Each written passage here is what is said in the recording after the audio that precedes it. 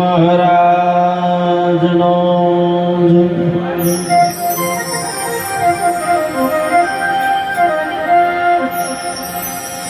બાપુ રામદાસ મહારાજનો બાપુ બુધારામ મહારાજનો બાપુ ભીખુરામ મહારાજનો નિરાંત મહારાજનો સત્ય સનાતન ધર્મનો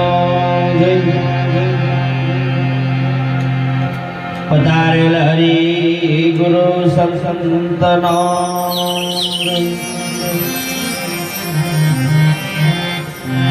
પ્રથમ પેલા કોને સમરીએ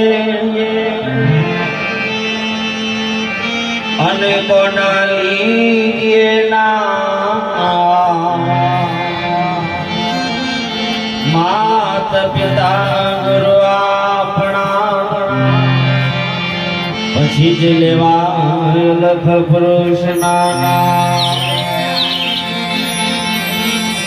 સદગુરુ તમારા શરણે નમો માગો પ્રેમ પ્રસાદ દયા કરી મોહી દીયો હરિરસ અમૃત સ્વાહા ગુરુ ગોવિંદ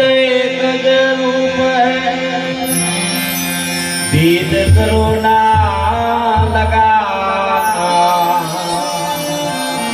भक्ति करे जे कोई भाव थी नो मेरो पा रजगण तारा रजड़ से जमरण मावने सुने रे हजी बाजी से आपना चेतन तुझे राम बजीले प्राणिया पसी थी बचास नहीं काया थशे तुम्हारी घरड़ी पसी बैठू रेवासे नहीं सदगुरु भगवान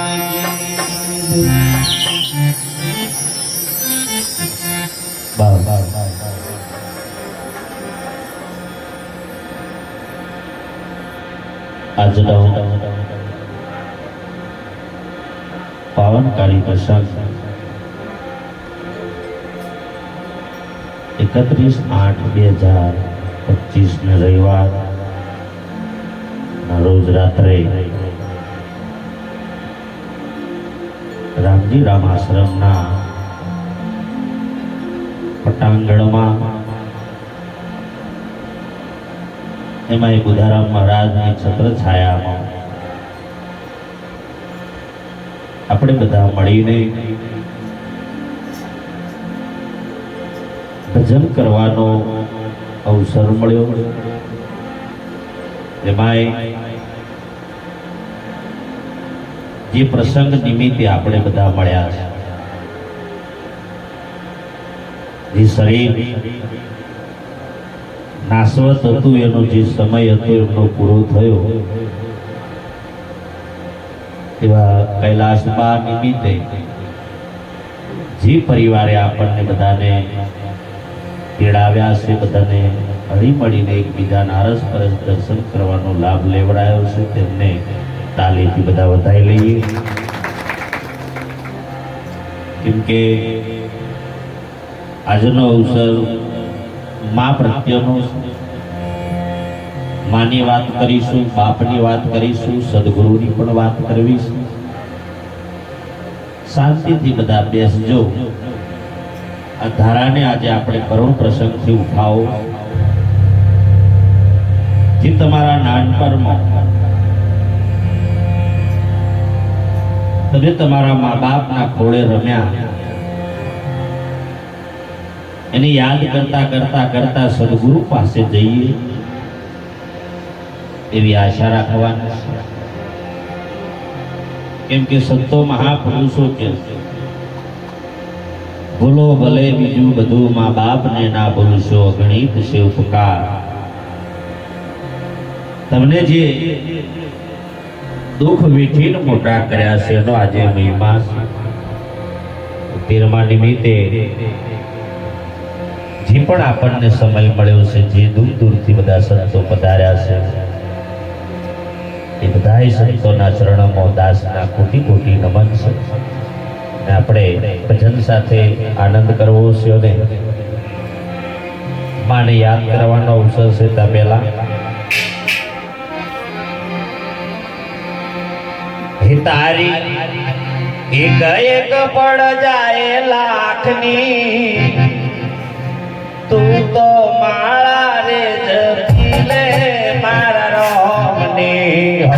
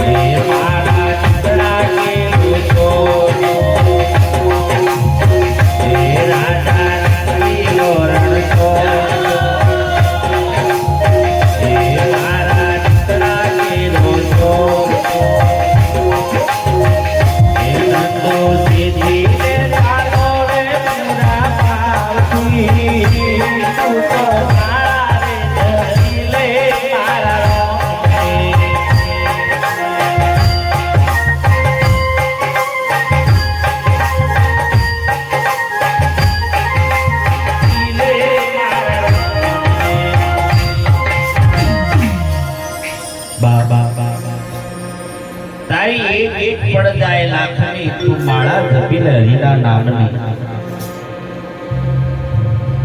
આ જીવન, આ અવસર તમને મને જે મળ્યો એ પરમાત્માનું નામ લેવા માટે મળ્યું છે, સદગુરુના સ્મરણનો મળ્યો.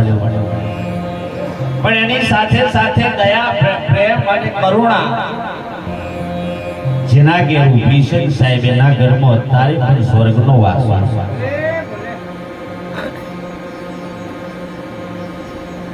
આજે જે બાપાએ વાત કરી બહુ સુંદર વાત કરી. એક ક્વેશ્ચન કામ જે માં દીકરા માટે સાહેબ રાત દિવસ જેનું સ્મરણ ચાલતું હોય, દીકરા અને માને દીકરો જ વાલો હોય.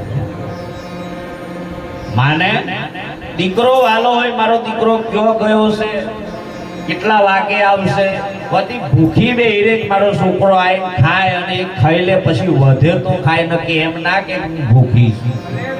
એ માનો દરદ.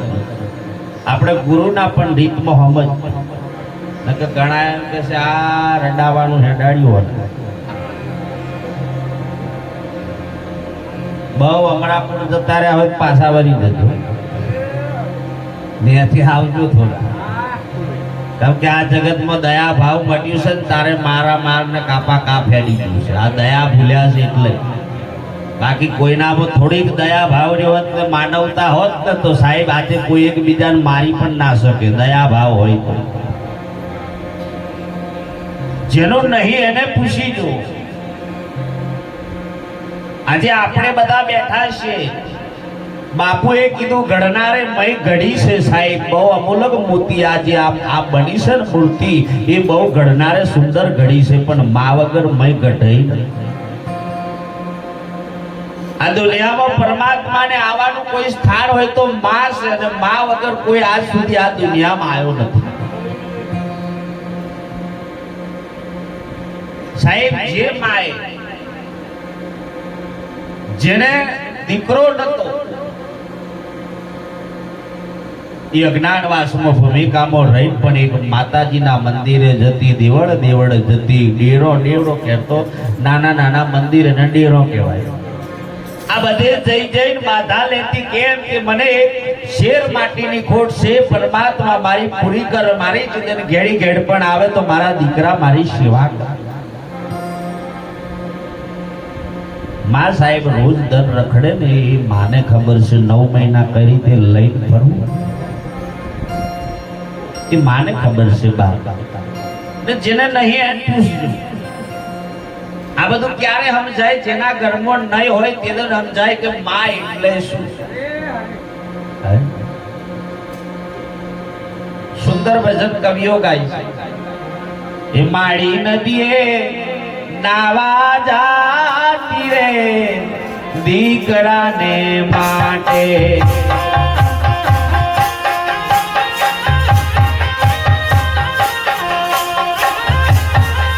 હે માળી નદીએ નાવા જાતી રે દીકરાને માટે.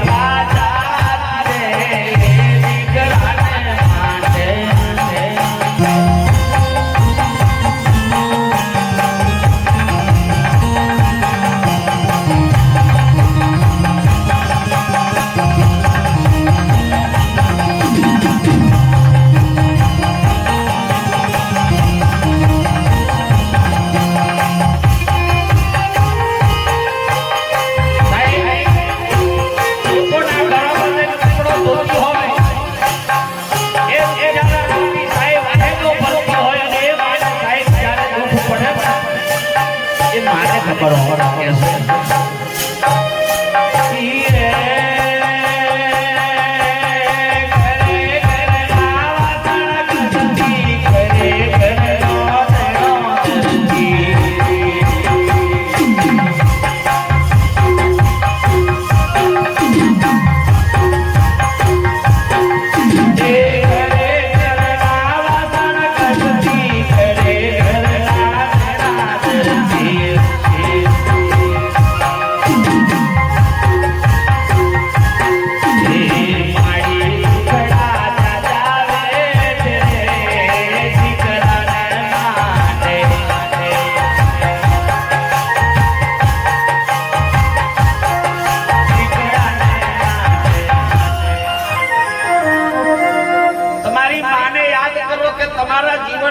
તમે નાના હતા ને મોટે કરતે કેટલી તકલીફ પડી છે ને યાદ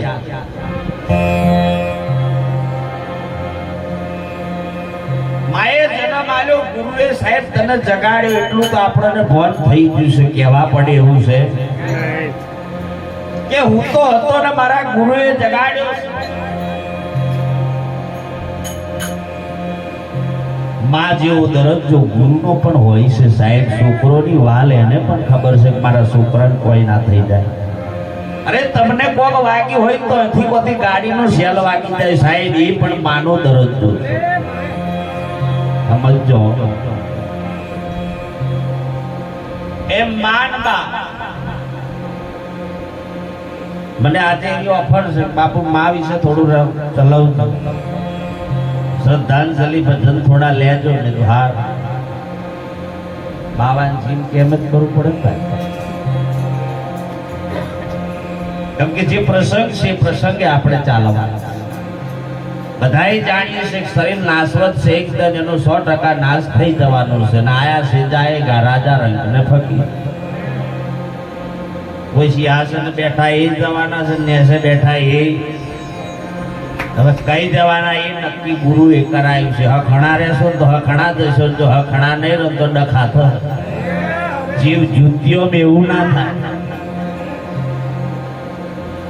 હરિને ભજતો હરિમો સમાય રે લાલ હારે અવસરીએ જેને સદગુરુ છે જો એનું ભજન કરતો કરતો એમો હમાઈ જજો બાકી અહીં જીવ નહીં હોય બીજે ઊભો છે તો એ ડખા પર અહીં બેઠા હોય બીડીઓ વાળા થોડી વાર હખણા રહેજો કેમ કે ઘણી જગ્યાએ બીડી મયરીને ઈશારો કરે જશું માચી છે ધીરે ધીરે હેડ ને આટલી છે પણ બેહવાના બે તો તાકાત તો જો બીડીની તાકાત તો જુઓ એ મયરીને ઈશારા કરે હમણાં જરીક ખાઈ નો ફરે જરીક થાય નો ફરે એટલે એને તો ફીટ થઈ ગયો આજ એ બીડી ના રહી જાય એટલે થોડી વાર 3 કલાક કઈ ઠરજો હોવું જોઈએ એવું તો ના નહીં કીધું પણ સંત સભા થોડી વાર કંટ્રોલ રાખ આ બધું પુરુષ ઉડાવે બાદ ચાલ પારો તો વાંધો નહીં આવે પણ મારો કહેવાનો ભાવાર્થ છે કે બાપ અહીં સુંદર પરિવારે જેના 2 દીકરા છે સાહેબ પ્રવીણભાઈ અને જનકભાઈ બેવા દીકરા છે રામ અને લક્ષ્મણ જેવી ભૂમિકા છે સાહેબ એ દીકરાની આજે જે માન તમે યાદ કરો કે જે વખત એનો જન્મ થયો એ માએ સાહેબ એને જ્યારે ખાટલો લીલો કરી નાખે ને તો માએ એક બાજુ લીલામાં હુએ તો બાળકને હુકામાં હુડાવે એના માટે રાતદન સાહેબ જાગે તમે જો કોઈ છોકરાને રાતે રડ રડ કરે તો એની નજરો વારેના ટુસકા કરે કે મારું છોકરું સોનું રહી જાય મારું છોકરું સોનું રહી જાય એવો ભાવ માનો છે બાપુએ કીધું એમ કે માય બા બીજા વગડાના એક પ્રસંગ છે બહુ લક્ષ રાખજો એક બાજુ જ્યારે દીકરાનો જન્મ થાય ને એક બાજુ દીકરાના બાપનું મૃત્યુ થાય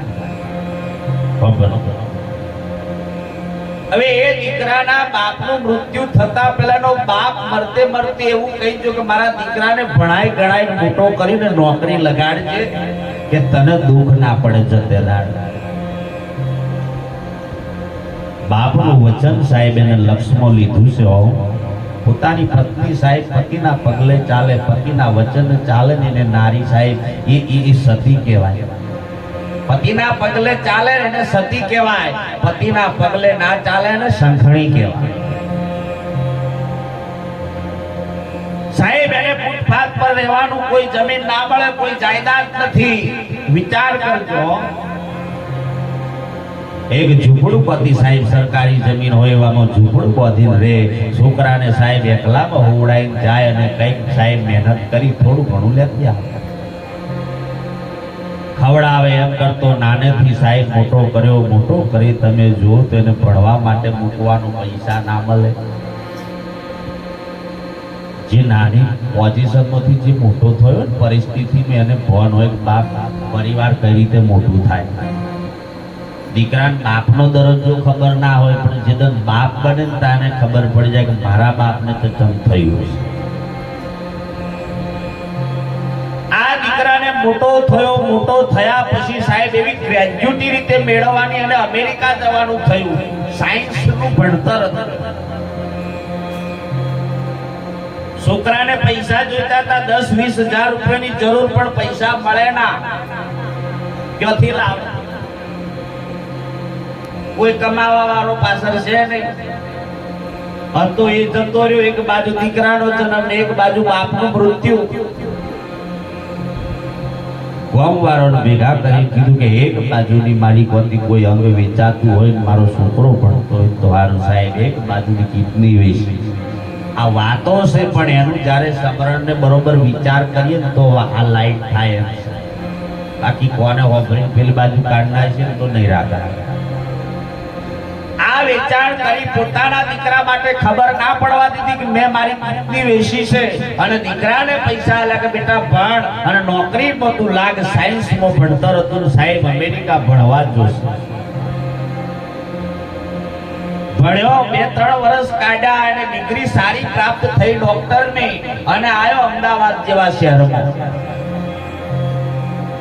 આઈને રહેવા લાગ્યો અને ખબર પડી પેપરમાં જ્યારે સમાચાર આવ્યા એટલે ગામના જે લોકો હતા કે ડોશી તારો છોકરો નોકરી લાગી ગયો અને અમદાવાદમાં ડોક્ટર બન્યો છે, બહુ મોટી પહોંચમાં આવ્યો છે. માને ઓખમાં ઓહું આવી ગયું, બાપ મારો છોકરો નોકરી લાગી ગયો. પણ માને એક દુઃખ કે મારો દીકરો આવ્યો પણ મને મળવા ના આવ્યો. આ ગુરુ પ્રત્યે સમજો તોય બરોબર છે ને મા પ્રત્યે સમજો તોય બરોબર છે. તમારે કઈ લાઈન પકડવી એ તમારે નક્કી કરવી. બે રીતે હેડે છે આ પૈયું. દીકરો મળવા ના જો માને બહુ દુઃખ થયું. બાપ ને એના માટે ઘણી મહેનત કર્યો અને સાહેબ માને રેવાયું ના ગમે તે, પણ મારા દીકરાને હું મળી આવું, ભલે એ નહીં આવ્યો તો કઈ નહીં. સાહેબ જો માના વિચાર. ગામ વાળોને હાથ જોડીને કીધું કે મારે અત્યારે અંધાપા આયા છે, પણ બાપ કોઈ એવું હોય તો મને મિલવા આવો, મારે મારા દીકરાને જોવો છે.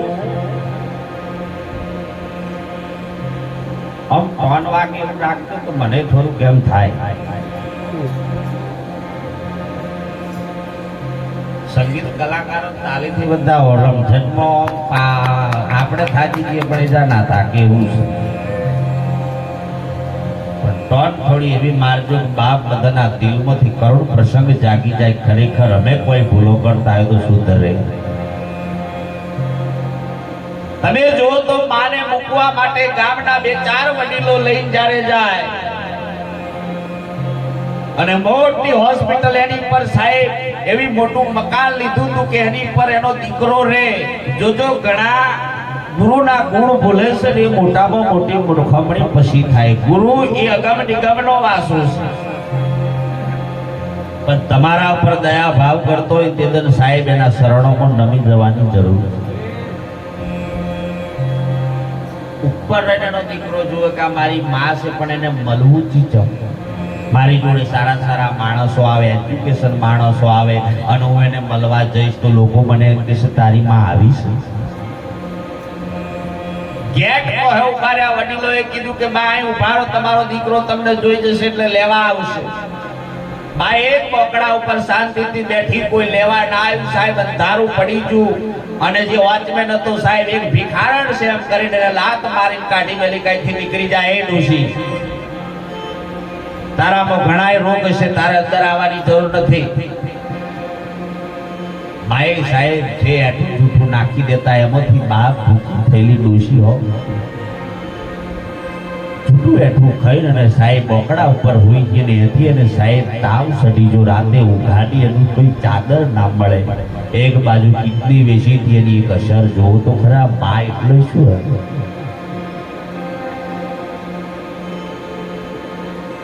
કોઈ એવો સિટીનો બાપ દયાવાન પુરુષ હતો એટલે જોઈને બાપ બાની દ્રષ્ટિ જોઈને એની ઓખમાં હોય જો બાપ આવો કઈ એની પરિસ્થિતિ હશે કે બાપ અને બોકડા ઉપર દકડીઓ. બાને ઉઠાઈ લઈને સાહેબ એ દાખલમાં એ સિવિલમાં લઈ દાખલ કરી અને કીધું જે પૈસા થાય એ તમે કરો, એ મારામાં આવી પણ એની દવા કરો. બાને પોતાનો દીકરો જોવે છતાં પણ ના ઉતરે. બા લાખો કમાતા હો ભલે પણ સાહેબ મા બાપ ના કામમાં ના આવે. રૂપિયા શું કામના, લાખ બધા રાખ બરોબર છે. કોઈને એવું થઈ જાય કે રડાઈ નાખે છે. ના, તમારામાં કોઈ એવો પ્રસંગ હશે, તમે તમારી માને યાદ કરશો તો તમને રડવું આવે એમ છે. સાહેબ એ જીવનને યાદ કરો. અને દવાખાને સાહેબ દવા ચાલુ છે 1 મહિના. તમે જો પેલો ભાઈ સાહેબ કારણોસર ના આવી શક્યો જે મૂકવા જોતો એ, પણ જે એની વહુ હતી અમેરિકન વહુ હોય ને મૂકી કશા કોમ્બો ના. દરરોજના 2 ઓટોના ટિફિનના એ 200 રૂપિયા ગણતરી કરતો તો 30 દન સુધી સાહેબ એ ટિફિન આવ્યું. 30 દન સુધી બહાર રહીની સારવાર કમ્પ્લીટ થઈ ના થઈ. એનો દીકરો આવે પણ અજાણ થઈ જતો રહે. માં ઓળખી જઈ પણ માએ સાહેબ જવાબ ના લ્યો. મારો છોકરો છે લાઈ, પણ સાહેબ એને એમ હતું મારો દીકરો મને ઓળખે છે કે નહીં. અને જે વખત બિલ આવ્યું એને તમે જુઓ તો બાપ 40 થી 45,000 નું બિલ થયું. એટલે પેલા ભાઈ જે ડોક્ટર તો નાઈ શક્યો નો દીકરો, પણ સાહેબ બીજો ભાઈ આવીને કીધું, મેડમ હતી એને કીધું કે આટલું બિલ થયું છે, બા ચૂકવી દો એટલે તમને રજા મળી જાય. માએ કીધું બિલ 100 નું, દવા કરી છે એનું 30 દન તમે રહ્યા. એક બાજુ ટિફિનો 2 ઓટો આવે છે, તમારી સારવાર થઈ, આ દવા થઈ, એનું બિલ મારે જોઈએ. 45,000 નું બિલ અમારા ડોક્ટર સાહેબે કીધું છે. સાહેબ મારી ઓખમાં ધડધડાટ ઓહું પડી જાઓ. માએ એક જ વાત કરી કે મારો જે દીકરો છે ને એને બોલાવ. એ ડોક્ટર છે, મારો દીકરો છે. એની હોમે રહીને એક જ વાત કરી કે બેટા તારા માટે ડેરે જઈને બાધા લીધી, આખડીઓ લીધી, તારે પરમાત્મા એક દીકરો આલ્યો.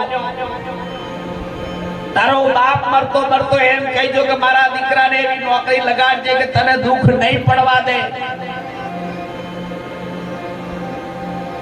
અને આજે તું વેગરો થઈ ગયો મારાથી.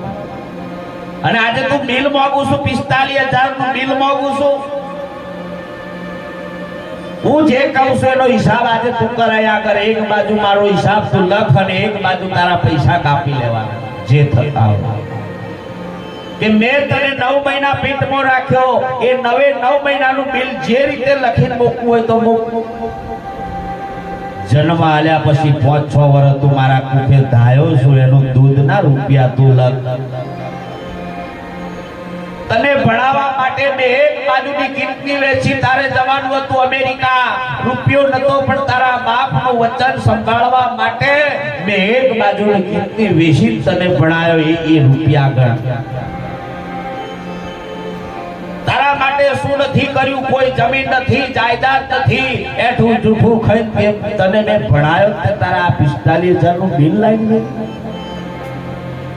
સાહેબ દીકરાની હોફ ઉગીડી જઈ. માના બાથ મારી ડકે રડ્યો. તારે શ્રદ્ધાંજલિના વચનમાં કહે છે સદગુરુ મહારાજનો પ્રસંગ એવો છે પછી આપણે સાથીદારાને સત્સંગ પર લઈશું બા પરિવારને પણ આપણે યાદ કરવું જરૂરી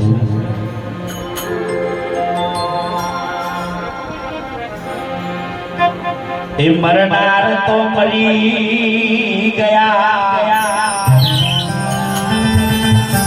સદગુણ દેવના સાંભળે લાખ લૂટાવી દો તમે સાયની મરનાર પાછા નહીં મળે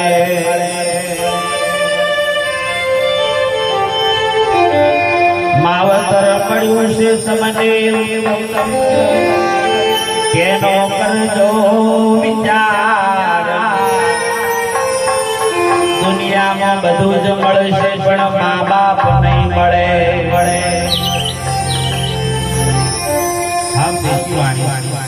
હે મોડ વેરઈને